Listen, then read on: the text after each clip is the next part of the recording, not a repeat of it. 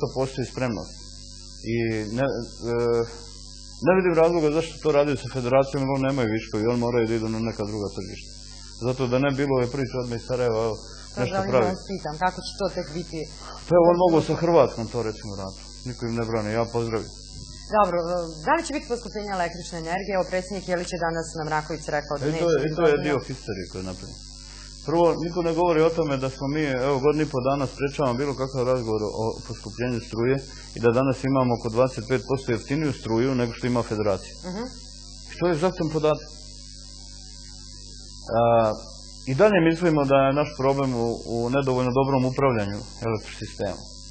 Ali tamo postoji objektivne stvari. Kao što je u kukuruzu i u pšenici napravio problem suša, tako su i naše akumulacije, hidroenergetske akumulacije pretrpile štetu. Jer nisu one količine koje su u ovom periodu godine ranije bile takve kakve jesu, nek su znatno manje. Prema tome, mi imamo problem, ali prvo do poskupljenja, a on neće doći u ovom vremenu, neće doći, ali mi imamo jednu poražavajuću situaciju, 20% struje nama pokradu. Ljudi ovdje koji se bune najviše, ima ih ovdje u Banja Luci. Molim vas, u Banja Luci imate kafića koji su najveći dužnici. Najuredniji su ovi ljudi koji su u stanju, pri stanju neke socijalne potrebe. On plaćaju struju. Ali to je uopšte poznata stvar već godinama. Nije uopšte, da, jeste uopšte poznata, ali do sada nije tjerana, sad se tjera. Kada smo već kod električne energije, najavljeno je potpisivanje memoranduma o saradnji u oblasti energetike sa Srbijom.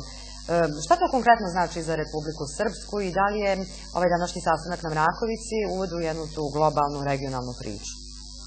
Pa mi smo danas, kako su rekli mnogi učesnici koji su dugo godina u toj oblasti, imali prvi put sastanak jedne takvog tipa, gdje su poznati ljudi koji rade direktno na tim pitanjima, oni koji se bave naukom i mi koji smo institucijama vlasti trebamo da usmjerimo, da regulišemo, da donosimo zakone, uredbe i tako dalje. I mi smo razgovarali i svi se slažu s jednom stvari da mi imamo potencijal. Ali ako taj potencijal ne budemo brzo koristili, da ćemo umjesto onih koji imaju šans postati zavisnici od te šanse. Mi naprosto ne smijemo dozvoliti sebi da drugi kreiraju iz okruženja, da kreiraju energetsko tržište, da mi budemo samo konzumenti tih rješenja koji dolaze sa strane. Zajednica Jugoistočne Evrope, energetska zajednica Jugoistočne Evrope je napravljena tako i nije primarno u toj zajednici zaštita regionalnih ovdje institucija i kompanija koje se bave strujom, nego otvaranje tržišta za mnogo jača tržišta, o čem smo pričali na početku. Mi smo mišljenja da predložimo, i nije samo Srbiji, vi kao što znate, ja sam danas govorio o tome da ćemo predložiti svima u regiji, a to znači i Elektroprivrede Federacije, i Crne Gore, i Srbije, i Hrvatske, da pokušamo da napravimo jednu energetsku uniju koja bi se bavila 2, 3 ili samo jednim pitanjem koje bi se moglo da dogovori, to je pitanje razvoja, to je pitanje trgovine električnom energijom i to je pitanje stvaranje berze električne energije. Dobro, znači to su tek Da li će prihvatiti i ko će prihvatiti, mi to ne znamo. Ali mi ne bježimo ni od Federacije, Elektroprivrede Federacije, ni od Elektroprivrede Hrvatske, naravno Srbije. Mi sa Srbijom tek treba da razgovaramo na tu temu, kao što ćemo razgovarati sa drugima, ali u svakom slučaju želimo da to postane naša šansa svih u regionu, a ne naš problem. Upravo nesaradnja na tom planu nas dovodi u poziciju zavisnika o rješenjima sa strane. Vidite, razni konsultanti su ovdje razne dali, vi ste dolaze ranijih godina, vidite, mediji nisu, ne kritikujem, samo hoću da kažem, zato što nisu primijetili da je vlada Republike Srpske po prvi put od kad postoji odbila donaciju. Odbila je donaciju za izradu neke studije o šta ja znam nekom stanju u Bosni i Hercegovini. Mi su rekli ne treba nam to. Jer u pravilu te studije dovode do rješenja, kaže mora se centralizovati nešto na nivou Bosni i Hercegovini. bar nećemo to plaćati, a vi tamo tvrdite gdje hoćete. Idemo sada na ono što je bilo i što ste uradili u proteklom periodu nakon privatizacije i dobijanja sredstava od privatizacije Telekoma Srpske. Sačinjen je projekat razvoja Republike Srpske 2007-2010. godina. Šta je sa svim tim projektima? Da li je počela njihova realizacija? Čini se da je najviše pohvala i odobravanja došlo na činjenicu da će se pristupiti ravnomjernom razvoju svih dijelova Republike Srpske. Kratko, samo što je do sada učinjeno. Dakle, nismo rekli prethodno pitanje. Plata budžetskih korisnika danas isplaćuje 15% veća. Dobro, to sam htjela da vas pitam. To je ta priča koja bi trebala da bude vijest dana. Valjda, nadam se. Ali će naći se neki koji će to kritikovati.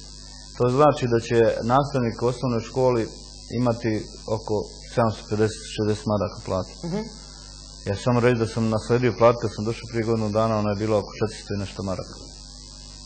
400 i nešto maraka. Pa smo povećali na 560 i sad idemo dalje. Ja znam da to nije dovoljno. Ja znam da to za život je potrebno više. Ali pokušavamo da pratimo i da damo prednost tome. To mora biti održivo, to ne može da pravi deficit. I to ne može da bude na uštrb neke buduće potrošnje, nego da mora da bude realno. I mi smo našli realne izvore i zato možemo da to isplatimo.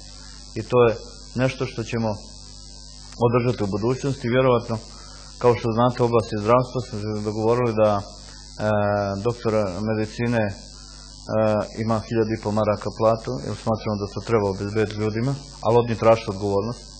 Onda tek možemo da sprečavamo ovu duplu praksu i ostale stvari. Sad, što se tiče ovih drugih pitanja vezani za razvoj, ovo što ste vi sad pitali. Vidite, kao što vidite, nema euforije. I to je potrebno. Dobro je da nema euforije. Mi ne promovišemo euforiju na tom planu. Ali vam moram reći da ovog trenutka Vlada Republike Srpske na računima, svojim računima kod banaka ima uplaćen novac od 646 miliona evra koji je došao za Telekom. Da je Skupština utvrdila program, da je Skupština donijela zakon o fondu istočnom dijelu Republike Srpske i da postoje institucije koje će odlučivati o svakom konkretnom projektu. U okviru toga razvoja istočnog dijela Republike Srpske 50 miliona garantovanih ide za istočnu Hercegovinu, odnosno 5 opština na tom prostoru, isključivo za projekte za podršku lokalnom razvoju, znači infrastrukturi, vodovodi, putevi, škole, vrtići, grijanje i ne znam nija šta drugo. A iz ostalih dijela sredstava iste te opštine mogu aplicirati ako imaju programe i za druga sredstva i povlačita sredstva. Dobro, sve opštine su bile pozvane da apliciraju. Naravno. Ono što je važno, dakle, Fond za razvoj istočnog dijela je garantovao 200 miliona za istočni dio. Ako budu opštine tamo aktivne i ako one pripreme programe koji moraju da sadržavaju određene standarde, ta sredstva mogu biti veća, povučena. Mi smo tačno u toj strukturi utvrdili gdje ćemo sada trošiti. Mi nismo htjeli da idemo s programom, mada smo bili napadani u javnosti prije nešto novac dođe.